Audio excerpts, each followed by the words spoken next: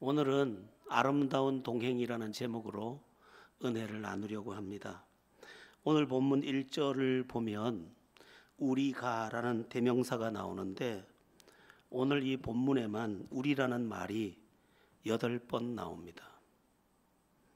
사도행전 21장 오늘 본문 자체는 사도 바울의 3차 전도 여행 마무리 장면인데 그 바울 곁에 우리라고 하는 복수의 존재들이 함께 있더라는 것입니다. 바울을 중심으로 한 믿음의 사람, 헌신의 사람, 어쩌면 이름도 없이 빛도 없이 동행하는 아름다운 동행자들이 있더라는 것이죠. 여러분, 좋은 사람과 동행하는 인생이 가장 복된 인생입니다. 아름다운 사람들과 동행하는 인생이 가장 아름다운 인생입니다. 사람들이 왜 좋은 사람을 골라서 결혼하려고 할까요? 좋은 사람과 동행해야 인생이 좋기 때문입니다. 그런 점에서 보면 이 바울은 참 복이 많은 사람입니다. 여러 가지 환난도 많이 겪지만 그 곁에는 항상 좋은 사람들이 동행하고 있었기 때문입니다. 지금 현재 이 사도행전 21장의 이 현재 여기에 동행하는 사람들도 다 귀한 사람들입니다. 우선은 이 사도행전의 저자 누가가, 의사 누가가 그 발치에서 한치도 떨어지지 않고 동행하고 있습니다. 이 누가가 우리라는 단어를 참 좋아하며 이 누가행전이라고, 신학교에서 누가행전이라고 사도행전을 공부하는데 이 누가가 세밀하게 그 모든 것을 우리라는 단어를 여기 담아서 쓰고 있습니다. 그러나 누가 자신의 이름은 절대 밝히지 않습니다.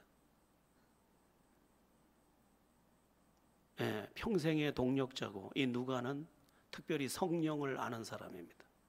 성령을 알기 때문에 성령의 역사를 아주 그림처럼 써내려가고 있는 것입니다. 바울 곁에는 항상 좋은 동력자들이 동행하고 있었습니다.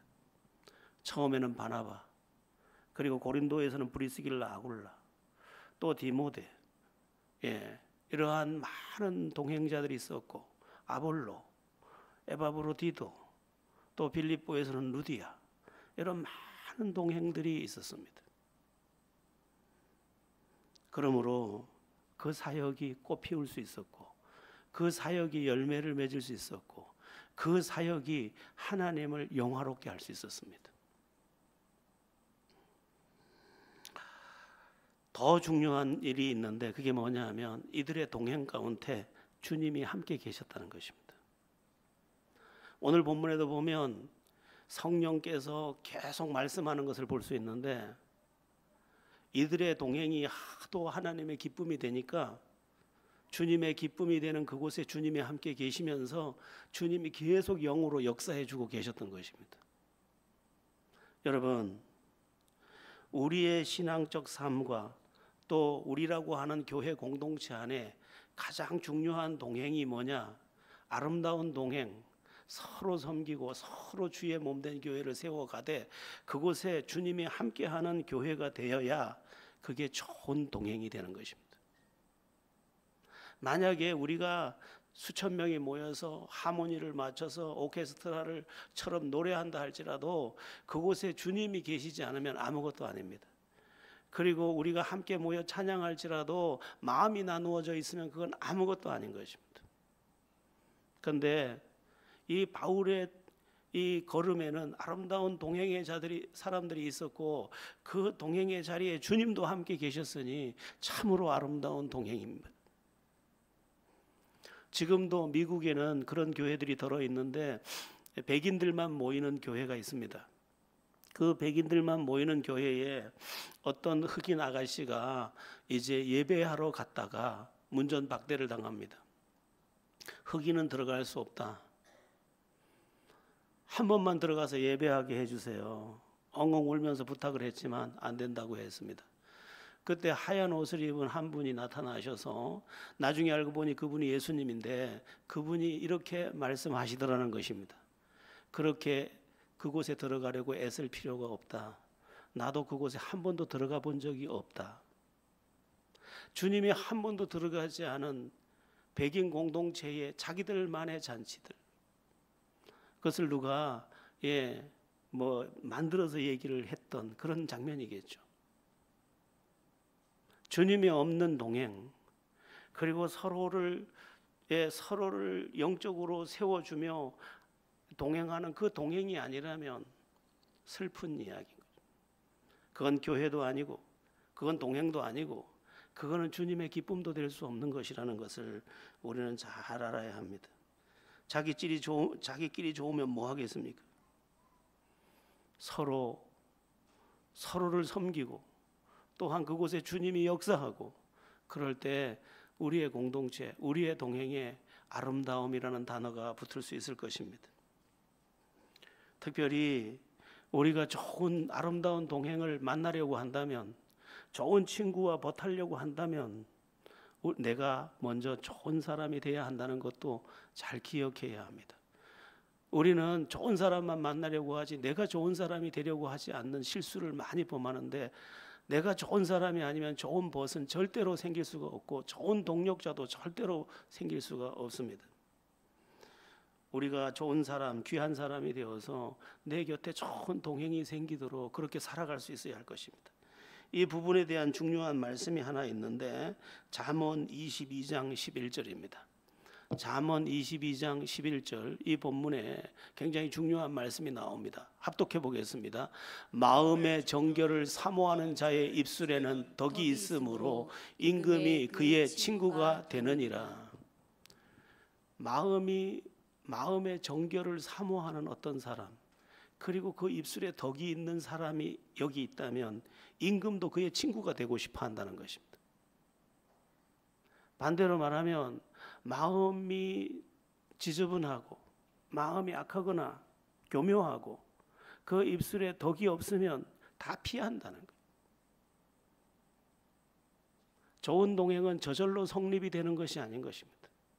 내가 영적인 사람이 될 때 영적인 벗을 얻는 것이고, 내가 좋은 사람이 될 때 좋은 벗을 얻는 것입니다. 우리의 삶 속에 좋은 벗이 깃들도록 내 삶을 아름답게 가꾸며 좋은 동행을 이룰 수 있도록, 좋은 사람을 만나려고 하지 말고 내가 좋은 사람이 되도록 그렇게 기도할 것입니다. 이제 본문으로 들어가 볼 텐데요. 오늘 본문 전체가 우리라는 그 사람들과 더불어 비롯되는 가슴 따뜻한 이야기입니다. 먼저 나눌 것은 예루살렘으로 가는 그 길의 모습에 대해서입니다. 어떻게 보면 이 바울 일행은 예루살렘으로 올라가는 여정일 뿐인데 그 평범한 여정 중에 믿음의 사람다운 끈끈한 사랑의 모습들을 잘 볼 수 있습니다. 4절을 보면 바울 일행이 두로에 상륙할 때 제자들이 찾아가 이레를 머문 이야기가 나오는데 한번 생각해 보십시오. 이 가난하던 시절에 어떤 집에 들어가서 일주일을 머문다. 이것은 누군가에게 큰 폐를 끼치는 일이 아니겠습니까? 그러나 서로는 서로를 기뻐하고 서로는 서로를 존중하기 때문에 그것에 꺼리낌이 없는 그러한 시간이었다는 것입니다. 얼마나 친밀한지. 여러분, 우리 예시대에도 그랬습니다. 방 한 칸에 온 가족이 다 사는 경우가 많았습니다. 그러니까 손님이 오면 어떻게 했느냐, 자기는 이웃집에 가서 자고 그 손님을 집에 재웠습니다. 저는 집이 없는 집에서 살지 않았기 때문에 그렇지만 저희도 식구가 많을 때는 위에 집 최부자네 방을 2칸 빌려서 거기가 자고 손님들을 우리 집에 자게 했습니다. 근데 그런 것이 아무 문제가 되지 않았습니다. 이들은 서로를 사랑합니다. 그리고 서로를 존중합니다. 존경합니다. 그러므로 거기에 폐를 끼친다는 생각도 없고 폐를 입는다는 생각도 없는 이러한 어우러짐이 나타나 있는 것입니다. 또 본문 5절에 보면 이 바울 일행들이 일주일을 머물다가 그 두로를 떠날 때 그 두로 지역에 있는 성도 가족들이 한두 사람 나와서 배웅을 하는 것이 아니라 처자식들까지 다 나와서 배웅하는 장면이 나옵니다. 당신들이 일주일 동안 와서 여기서 머무는 동안 우리는 참 행복했습니다. 당신들 떠나는 게 너무 아쉬워요. 아름다운 장면입니다. 얼마나 고귀한 모습인지 모릅니다. 또 7절에 보면 돌레마이에서 하루를 머물며 형제들의 안부를 묻는데, 이 안부라는 말은 그들의 평안을 위해서 서로 마음 뜨거운 이야기를 나눴다는 것입니다. 따뜻한 사랑의 교제입니다. 오늘날 기독교가 너무 거칠어지고 아름답지 않은데, 본래 크리스찬들은 굉장히 부드럽고 따뜻하고 모든 것을 내어주는 사람들입니다. 우리 그것을 회복해야 합니다. 교회가 많이 병들었습니다. 교회는 굉장히 아름다운 곳입니다. 지나가던 사람이 죽어도 그를 데려다가 초상을 치러주고 그 가족을 찾아주고 그 가족을 위로하고 그들의 필요를 채워줄 정도로 대단한 것이 교회 공동체였습니다. 그걸 회복해야 합니다.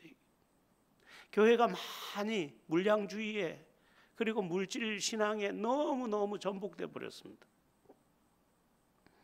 8절에서는 가이사랴에 이르러서는 7 집사 중 하나인 빌립의 집에 머무는 이야기 등이 나오는데, 이 빌립 집사의 집에 머무는 것에도 꺼리낌이 없습니다. 왜냐하면 서로 성령을 알고 있습니다. 서로 은혜를 알고 있습니다. 서로 섬김의 기쁨을 알고 있습니다. 그러므로 꺼리낌이 하나도 없습니다. 여러분, 인생은 꼭 대단한 일에서만 위대함이 나오는 것은 아닙니다. 평범함 속에 오히려 더 큰 것이 있습니다. 알고 보면 인생은 대부분 평범한 시간입니다. 특별한 일은 인생에서 몇 개가 되지 않습니다. 그렇게 보면 평범한 날을 잘 사는 사람이 잘 사는 사람입니다. 어떤 사람들은 큰 일, 어떤 특별한 일에만 잘하려고 하는데 그거는 넌센스입니다. 진짜 잘 사는 것은 평범한 시간을 잘 살아내는 것입니다. 그래서 저는 가정에서 오손도손 지내는 것이 굉장히 크다고 생각하는 사람입니다. 그리고 이 사소해 보이는 일에 성실한 것이 굉장히 중요하다고 여깁니다. 현대인들은 행복도 자극적인 것에서 찾는데 그거 실수하는 것입니다. 일찍 저녁을 먹고 찻잔을 마주 들고 서로를 쳐다보면서 고마움을 전하는 그것이 자극적인 행복보다 훨씬 큰 것입니다. 어마어마한 관광지에 가서 관광지를 보고 탄성을 지르는 것보다 서로에 대한 고마움에 손을 매만지는 것이 훨씬 큰 것입니다. 그런데 이 현대인들은 전부 어디 갔다 해가지고 사진만 찍어가지고, 또 요새 뒷모습을 찍어가지고 누군지도 알아보지도 못하게 해가지고 찍어서 그게 자랑인 양 이야기하는데 그거 아무것도 아닙니다.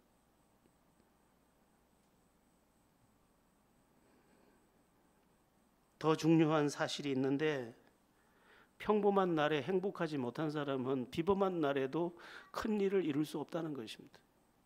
바울은 지금 평범한 날을 아름답게 지금 걸어가고 있는데 그의 삶에 비범함이 함께 있습니다. 여러분, 가족 소중하게 여기고, 내가 지금 일하는 일상을 소중하게 여기고, 지금 나에게 있는 건강을 소중하게 여기고, 오늘 내가 예배하는 거 소중하게 여기면서 사십시오. 그러다가 하나님께서 어떤 것을 주시면 온 힘을 쏟아 부으십시오. 그러면 평범한 날의 그 성실함이 비상함을 이루어낼 것입니다.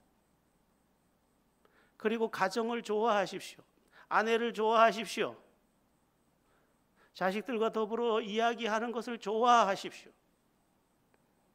그러한 평범함 속에 비범함의 기초가 나도 모르게 놓여지는 것입니다. 나의 그 안정감이 그 모든 것을 도전할 수 있도록 나를 이끌어주는 것입니다.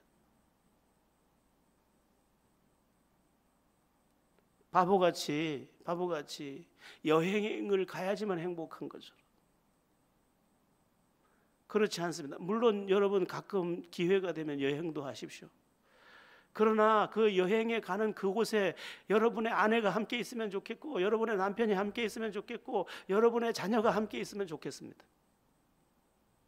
그리고 주님께서 여러분에게 무슨 사명을 주고 마음에 뜨거움을 줬다면 온 힘을 다해서 쏟아부으십시오. 그게 잘 사는 것입니다. 이벤트적 삶을 거절하십시오.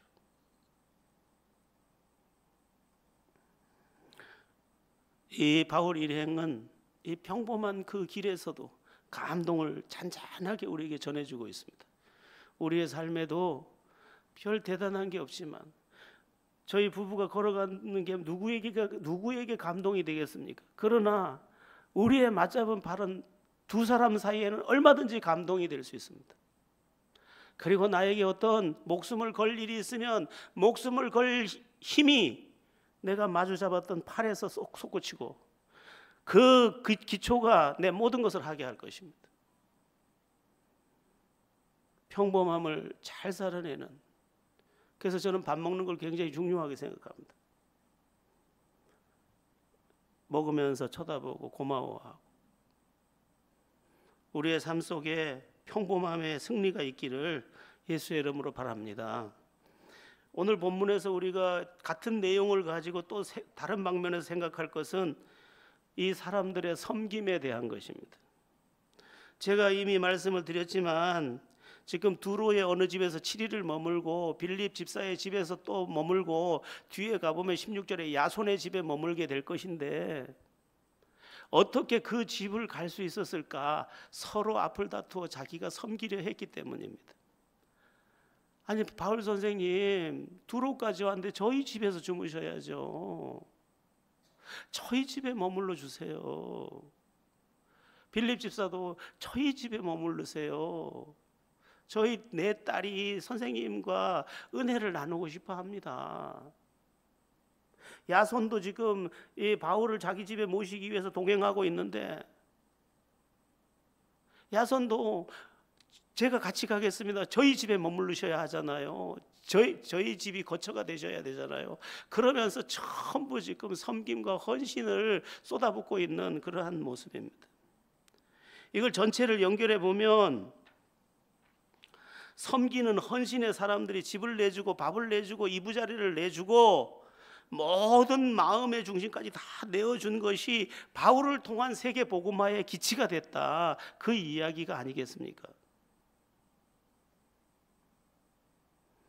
여러분 우리가 누굽니까? 우리 예수님께서 인자가 온 것은 섬김을 받으려 함이 아니라 섬기려 하고 또 많은 사람의 대속물이 되게 하려 함이라고 했는데 우리가 누굽니까? 주님의 제자가 누굽니까? 주님이 가신 그 길을 똑같이 가는 사람, 그럼 누굽니까? 섬기는 사람이 되는 겁니다.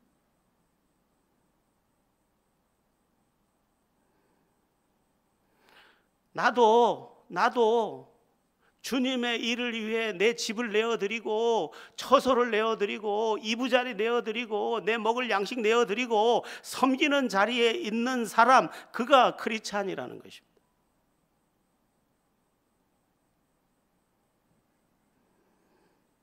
교회 공동체에서 더욱 그렇습니다.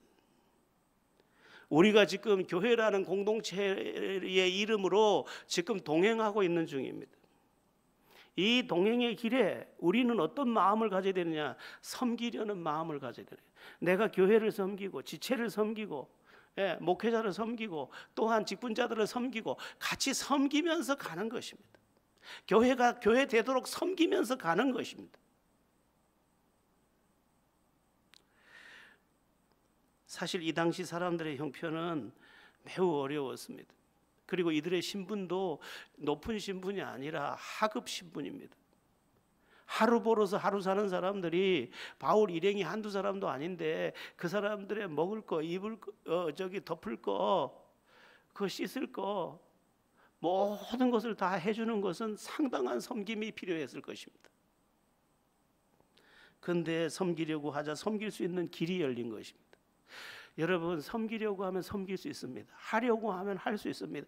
드리려고 하면 드릴 수 있습니다. 해내려고 하면 주님의 이름으로 해내려고 하면 해낼 수 있는데 사람들은 없어 못해 이렇게 다 생각을 하는데 그렇지 않습니다. 여러분 누구한테 물으면 이렇게 얘기합니다. 없는데 어떡합니까? 그렇지 않습니다, 여러분. 그러면 그게 어찌 신앙의 세계겠습니까? 그렇지 않습니다. 할 마음만 있으면 받으실 터이요. 이 부분에 대한 중요한 말씀이 헌금에 대한 내용으로 나오는데 마게도냐 교회의 이야기입니다. 우리 한번 고린도 후서 8장 1절에서 2절을 보겠습니다. 고린도 후서 8장 1절에서 2절 한번 합독해 봅니다. 형제들아, 하나님께서 마게도냐 교회들에게 주신 은혜를 우리가 너희에게 알리노니 환난의 많은 시련 가운데서 그들이 넘치는 기쁨과 극심한 가난이 그들의 풍성한 연보를 넘치도록 하게 하였느니라. 여러분, 이거 문장 안 맞는 문장입니다. 환난의 많은 시련을 지금 겪고 있고, 그리고 극심한 가난에 처해 있는데, 환난의 많은 시련 가운데 기쁨이 넘쳤고, 극심한 가난 중에 풍성한 헌금, 연보가 헌금이니까 풍성한 헌금을 넘치도록 했대요. 1절을 넘겨줘 보세요. 예. 예. 이 뒤에 3절인가 보다. 예. 이 뒤에 나오는 내용이 뭐냐면 할 마음만 있으면 받으실 터이에요. 여러분 한번 마음 먹어봤습니까? 한번 드리려고 마음 먹어봤습니까? 한번 세워보려고 마음 먹어봤습니까? 한번 나를 바쳐보려고 마음 먹어봤습니까? 한번 해보십시오. 할 수 있습니다. 안 해서 못하는 거예요. 할 마음이 없으니까 없는 것부터 보이는 것입니다. 드리려고 마음을 안 먹으니까 드릴 게 안 보이는 것입니다. 그런데 오늘 이 아름다운 동행에 이 바울의 동역자들과 바울을 맞이하는 이 사람들은 하려고 했습니다. 하려고 했더니 이분들 다 대접할 수 있는 길이 열렸고 이들에게 다 도움이 되는 손길을 다 허락할 수 있었습니다. 제가 지난번에 터키를 갔을 때 저쪽 산 쪽에 저기가 빌립 집사의 무덤입니다 하고 손가락질하고 거기 시간이 없어서 못 올라가 봤어요. 저는 꼭 가보고 싶더라고요. 꼭 가보고 싶었어요. 그 시간이 얼마나 걸리냐니까 숙소까지 갈 시간이 안 돼. 거기 가면 숙소를 못 들어가는 거예요. 꼭 가보고 싶었는데. 여러분, 없어서 못한다고요? 천만의 말씀입니다. 마음이 없어 못하는 것입니다. 마음을 먹고 나면 할 길이 보이고 또한 하나님께서 할 때 할 수 있는 은혜도 주실 겁니다. 그게 축복의 통로입니다.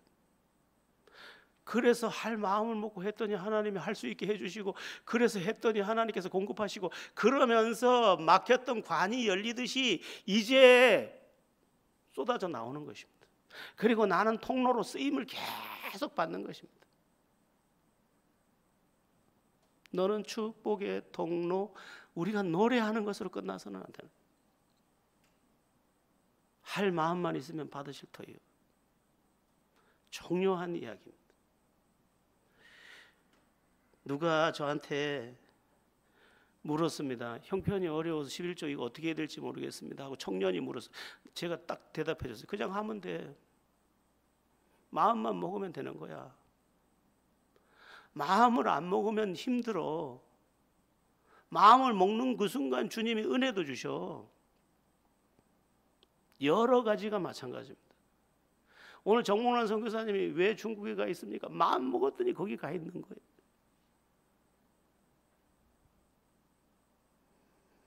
볼수록 이뻐. 우리 정몽란 선교사님 볼수록 이뻐. 저는 귀하게 여깁니다. 할 마음을 평생을 먹고 살자.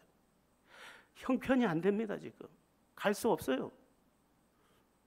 근데 마음을 먹고 가는데 하나님이 기이하게 또 일하실 것입니다.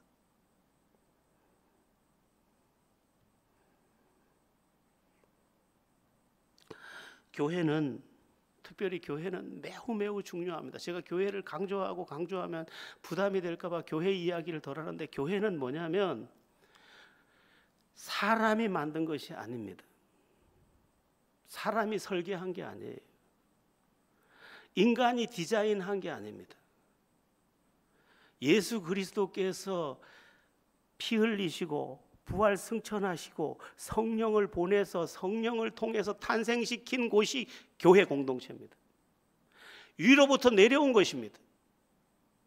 그리고 이 교회를 새 생명의 산실, 영적 자궁으로 만들어 놓고, 그리고 영적인 또한 그 시설, 양육 시설의 처소로 만들어 놓고, 이곳에서 태어나서 이곳에서 자라고 이곳에서 파송되어 이곳에서 또 생명을 낳게 하는 주님의 몸입니다. 구약으로 말하면 방주예요. 어마어마한, 사람이 설계한 적이 하나도 없는, 사람의 손때가 하나도 안 묻어 있는 하나님이 낳은 하나님의 작품이며 그리스도의 몸입니다. 매우 매우 중요합니다. 그래서 교회가 변질되는 것이 절대로 금기되는 것입니다. 교회가 얼마나 중요한지 몰라요. 그런데 타락한 인간들이 모여있기 때문에 자꾸 변질되고 인위적인 곳으로 자꾸 가려고 하고 사람 집합체로 자꾸 가려고 합니다. 인간은 인간의 속성 자체가 인간이기 때문에, 육체이기 때문에, 죄성이기 때문에, 이기적이기 때문에 자꾸 자기 방향으로 가려고 하는데 교회는 그러면 안 되는 거죠. 이러한 교회의 아픔에 대한 이야기가 고린도 후서에 가면 참 적나라하게 나와 있는데, 고린도 후서 11장 28절 한번 보겠습니다. 합독합니다. 이 외의 일은 고사하고 아직도 날마다 내 속에 눌리는 일이 있으니 곧 모든 교회를 위하여 염려하는 것이라. 고린도 교회는 은사도 많이 나타났지만 파당이 돼 있는 아주, 그리고 자기 아버지의 여인을 범한 성도가 있을 정도로 타락한, 성적으로도 타락해 있는 심각한 교회였습니다.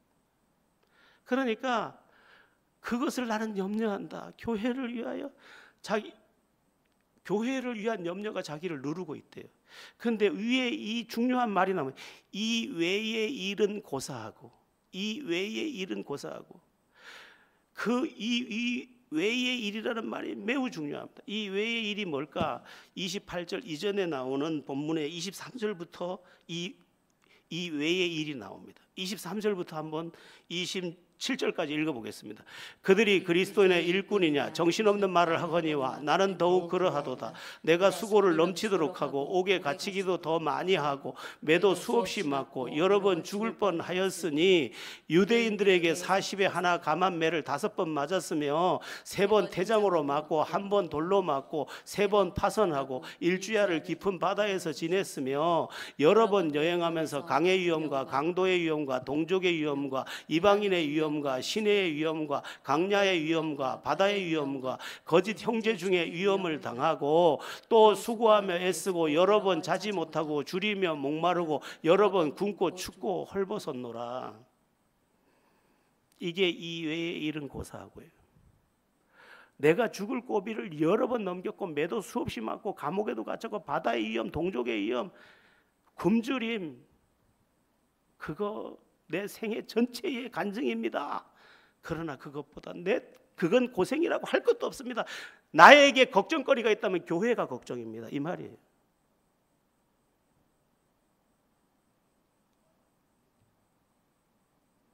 저는 저의 세월을 두고 정말 간절한 마음이 있습니다. 진짜 교회 해내는 거다. 지금 속썩이는 어떤 사람 달래가지고 그 사람들 다독이면서 그 목사 은퇴할 때까지 그거 지켜내는 게 한국교회의 70% 80%예요. 난 그 짓 안 하겠다. 차라리 죽어버려. 그건 난 안 한다. 주님이 기뻐하는 교회, 우리가 비록 가난하고 부족하지만 서로를 존중하고 축복하는 교회, 진리와 함께하는 교회, 성령의 역사를 인정하고 성령 안에서 쓰임받는 교회, 그 교회 내가 만들어야겠다. 이게 내 마지막 사명이구나. 이거 사람이 중요하지만 사람이 주님의 뜻을 떠나면 가장 위험한 존재인 거예요. 여러분, 교회를 사랑하십시오. 그리고 여러분 자신의 주장을 좀 내려놓으십시오. 우리 개인의 생각은 위험합니다. 타락한 존재이기 때문에. 그리고 어떻게든 문제가 있으면 기도하고 마음을 모아주고 뜻을 모아주고 생각을 모아주고 또한 필요할 때 헌금하고 헌신하고 그러면서 어쨌든 아우르고, 주님이 설계한 교회, 우리가 어떻게 주님의 뜻 안에서 만났는지 우리는 다 알지 못하지만 여기에 주님의 생명의 강이 흐르는 그런 은혜를 맛보는 섬김이 그 중심에 있는 그런 교회가 되기를 예수 이름으로 바랍니다. 오늘 본문에서 또 살필 것은 예언에 대한 것이에요. 예언. 9절에 보면 빌립의 네 딸이 다 예언하는 자였습니다. 그리고 10절 11절에 보면 아가보라는 선지자가 나오는데 이 아가보도 예언하는 자입니다. 그런데 그 예언이 다 지금 막고 있습니다. 바울이 지금 예루살렘에 올라가서 결박될 것에 대해서 바울의 띠를 가져다가 자기 발에 묶으면서 이 띠의 임자가 예루살렘에 올라가면 결박될 것이다 했는데 실제로 이제 우리가 21장 마지막에 가면 결박이 됩니다. 자, 여기서 중요한 게 예언이 뭐냐? 장차 일어날 일에 대해서 미리 아는 것입니다. 그러면 오늘날도 예언의 기도와 예언의 은사로 비롯한 그 예언이 필요하냐? 필요 없습니다. 성경으로 완성됐기 때문입니다. 이 시대는 아직 성경이 완성된 때가 아닙니다. 구약 성경은 진즉에 400년 전에 완성됐지만 아직 이때는 신약이 완성된 때가 아닙니다. 그러므로 이들을 이끌기 위한 예언이 필요했습니다. 그런데 지금은 예언이 성경의 진리로 완성된 시대입니다. 그래서 성경을 따라가면 됩니다. 그래서 오늘날의 예언이 뭐냐? 지난번에 계시의 말씀이라고 했는데 성경이 미래까지 열어주는 계시의 말씀입니다. 자, 그러면 요즘도 예언 기도를 받으러 다니는 사람들, 옛날에는 얼마 전에는 많았는데 요즘은 얼마 없긴 합니다만은, 여러분 한번 물어보겠습니다. 1년 후에 여러분이 예언을 받아보니까 1년 후에 어떤 일이 잘 된대요. 그 기분이 좋았어. 그러면 어떻게 할 것 같습니까? 그 1년 후에 잘 될 때를 기다리느라고 오늘 해야 할 것을 못하게 됩니다. 1년 후에 뭐 어떤 일이 안 된대요. 그럼 어떻게 되겠습니까? 어차피 1년 후에 안 될 거 오늘부터 방치하게 됩니다. 그래서 하나님께서 미래를 점 보는 방식으로 미래를 예언하고 예측해서 말하지 못하게 하신 것입니다. 성경을 통해서 성경을 기대라는 거예요. 성경에 계시된 것만 의지해서 가라는 것입니다. 그것이 좋아도 나빠도 우리에게 해가 됩니다. 그럼 오늘이라는 시간을 살아야 되는데, 그럼 오늘을 어떻게 살아야 되느냐? 전도서 7장 14절입니다. 전도서 7장 14절 말씀 우리 함께 합독해 보겠습니다. 형통한 날에는 기뻐하고 공고한 날에는 되돌아보아라. 이 두 가지를 하나님이 병행하게 하사 사람이 그의 장래일을 능히 헤아려 알지 못하게 하셨느니라. 미래를 예언해서 보지 못하게 했는데, 그러면 지금이라는 시간을 어떻게 살아야 되느냐? 형통하면 기뻐하고 감사하라는 거예요. 그리고 공고한 일이 닥치거든, 만약에 공고한 일이 닥치거든 나를 살피라는 거예요. 되돌아봐, 나를 살펴봐라. 내가 왜 이런 일을 당해야 되지? 나의 문제는 뭘까 하고 살펴서 오늘이라는 시간을 잘 살라는 거예요. 오늘이라는 시간을. 여러분, 인생은 연장선상에 있습니다. 오늘 내 인생이 왜 이 모양입니까? 어제 산 결과가 오늘인 거예요. 내일 어떻게 될 것 같습니까? 오늘을 산 결과가 내일입니다. 그러면 살아야 되는 최고의 삶은 뭡니까? 지금을 살아내는 것입니다. 뭐 그런 말이 있죠. 제일 귀한 금이 뭐냐? 뭐 황금이냐 소금이냐? 아니다, 지금이다. 지금이 중요한 것입니다. 어떤 사람이 있었는데 좋은 아내를 얻었답니다. 그 아내와 사는 것이 얼마나 행복했는지 날마다 하나님께 감사했답니다. 그리고 아내와 더불어 행복하게 사는 것이 하나님의 뜻이라고 여겨서 더 평안한 삶을 위해서 아내를 두고 어디 해외에 근무지를 옮겨서 2년 동안 그 평소에 버는 거에 3배를 벌 수 있으니까 그 수입을 가지고 와서 아내와 자녀들과 평안하고 행복하게 사는 것이 하나님의 뜻이라고 여기고 그렇게 출장을 가는데, 해외에서 2년을 머물다가 이제 돌아오기 한 달 전에 부고가 왔는데 아내는 교통사고로 죽고 그 옆에 타고 있던 딸 중에 하나도 죽고 하나는 장애를 만났다. 그가 돌아와서 통곡하며 하는 말이 뭐냐? 아니었군요. 내가 그 하루하루 주어진 날에 사랑하고 감사하고 함께 더불어 사는 것이군요. 내 삶의 미래의 시간표는 내가 정할 수 없는 거군요. 여러분, 지금을 살아야 돼. 지금을. 가장 잘 사는 사람, 지금 내 하는 일을 성실하게 하고, 공부도 계속하고, 지금 공부 계속하고, 그리고 하나님의 지혜를 계속 구하고, 감사하고 사랑하고 나를 더 하나님의 사람답게 변화시키고, 그게 오늘을 사는 것입니다. 그러면 내일은 하나님이 준비한 시간을 만날 것입니다. 오늘 사랑하십시오. 내일 사랑하지 못할지도 몰라요. 오늘 기뻐하십시오. 내일 웃지 못할지도 몰라요. 오늘만 내 시간, 지금만 내 시간. 우리의 삶 속에 섬김이 있고 오늘을 사는 지혜가 있는 귀한 은혜가 있기를 예수 이름으로 바랍니다. 오늘 마지막으로 나눌 말씀은 바울의 결심에 대해서입니다. 빌립의 내 딸이나 또 아가보 선지자가 이제 예루살렘으로 올라가지 마라, 올라가면 결박이 기다리고 있다, 이렇게 계속해서 올라가지 말 것을 울면서 부탁을 합니다. 올라가면 안 됩니다. 울면서 애원을 합니다. 그때 바울이 뭐라고 말을 하느냐, 13절을 보시겠습니다. 13절 합독합니다. 바울이 대답하되 여러분이 어찌하여 울어 내 마음을 상하게 하느냐? 나는 주 예수의 이름을 위하여 결박당할 뿐 아니라 예루살렘에서 죽을 것도 각오하였느니라 하니. 여러분, 사람은 누구나 살고자 합니다. 그런데 지금 바울은 죽으려고 합니다. 사람은 살으려고 하는데 왜 죽음까지 결심할까? 이 바울은 이유가 충분했기 때문에. 임진왜란 때 경남 사천에서 일본으로 끌려간 홍호연이라는 소년이 있었습니다. 11살 때 끌려갔습니다. 그런데 이 끌려갈 때 이 홍호연이라는 소년의 손에는 기이하게도 큰 붓이 들려 있었습니다. 당시에 다른 아이들은 이제 막 도망을 가다가 이 일본 사무라이들에게 다 죽게 되는데, 이 홍호연이라는 아이는 큰 붓을 갖고 있었습니다.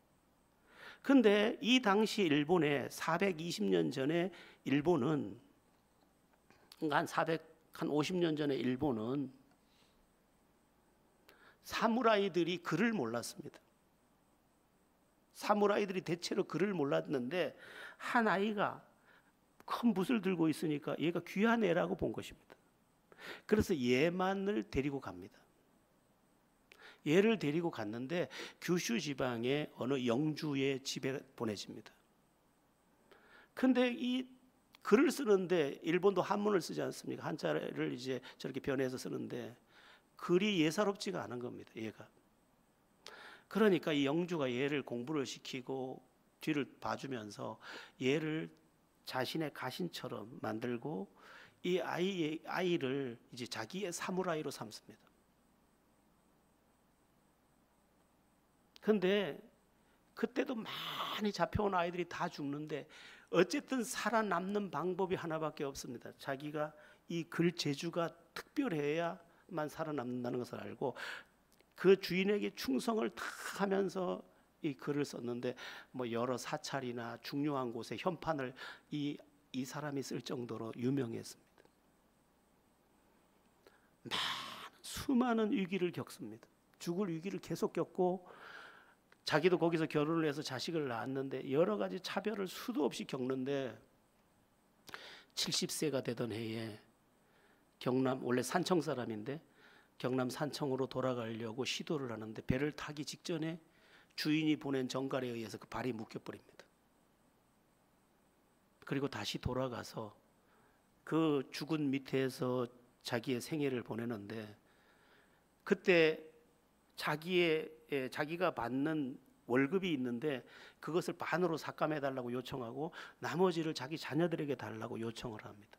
그래서 그것을 허락을 받아서 이제 자녀들에게 그 분깃이 돌아가게 하고 땅을 좀 받고 그랬는데 그만 이분이 75살 되던 해인가 76살 되던 해에 자기 주군이 이제 병들어 죽게 됩니다. 충성을 맹세한 자기 주군이 죽었기 때문에 방법은 두 가지밖에 없습니다.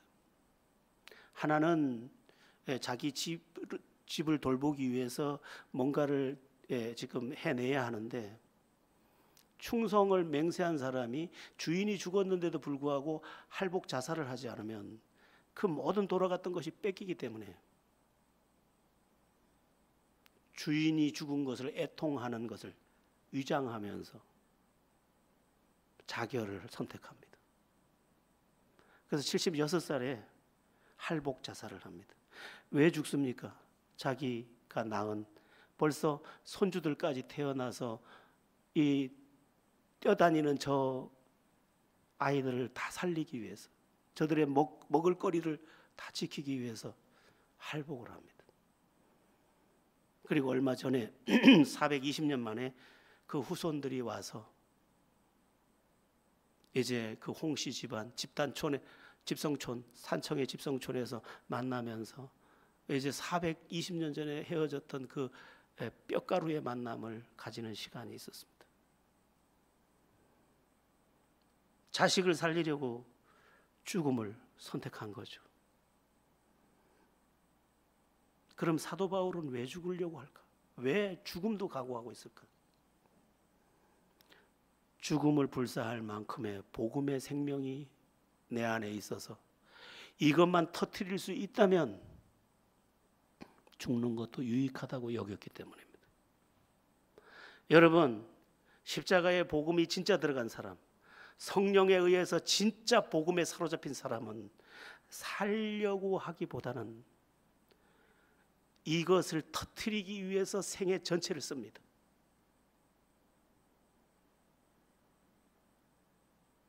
필리핀 오지에서 선교하는 어느 여선교사님이 계신데 몸이 계속 안 좋아서 여기 세계로 병원에 진단을 받았는데 말기 암입니다. 근데 이 선교사님이 너무 좋아하는 거예요. 감사해요 하나님, 감사해요 하나님. 제가 그 오지에 공동체 하나 세우고 집 하나 지어주는 게 소원인데 이제 됐네요. 요거 딱 맞네요. 아니 글쎄 자기가 지금 암 걸려서 죽게 된 것을 감사하면서 이거 가지고 이제 그 오지에 교회 세우고 그들의 그 편의시설을 제공할 수 있어서 기뻐한다고 그거를 감사의 제물로 바쳐봤다. 진짜는 다른 것입니다. 제가 가르치는 신학원 학생의 교회에서 있는 일이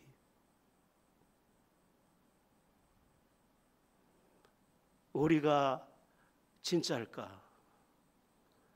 살기 위해서 이렇게도 몸부림치면서 정작 주님을 위해서 한번 내 생애를 걸어보려고 해본 적이 없는 우리는 얼마나 입술만의 신앙인일까?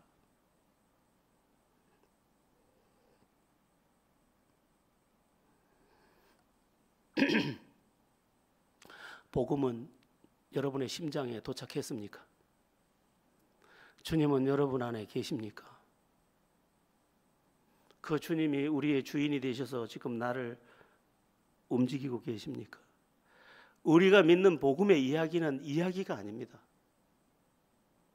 다시 한번 우리는 주님 앞에 나를 바르게 세워야 합니다. 아름다운 동행으로 이 공동체에 성령의 은혜가 흐르게 해야 할 것이고, 그리고 주님의 나라를 위해서 기꺼이 죽을 것도 각오했던 바울처럼 우리를 다시 던져야 할 것입니다. 나머지는 주님이 하실 것입니다. 예루살렘에서 죽기를 원했던 바울은 예루살렘에서 죽지 않습니다. 그가 또 하나의 품고 있던 비전, 로마도 보아야 하리라, 로마까지 도착했고 로마를 다 뒤집어 버립니다. 하나님이 허락한 시간을 우린 다 살 것입니다. 죽고 싶어도 그 전에는 죽지 않을 것입니다. 두려워할 거 없습니다. 오늘 우리의 마음 중심에 두 가지가 도착하면 좋겠습니다. 하나는 아름다운 동행, 하나는 주님을 위한 나의 헌신, 목숨을 건 한 번의 헌신, 이것입니다. 제자들 교회가 그 기치를 들고 아름답게 되고 또한 하나님의 놀라운 역사를 보는 그런 은혜가 있기를 주 예수의 이름으로 축원합니다.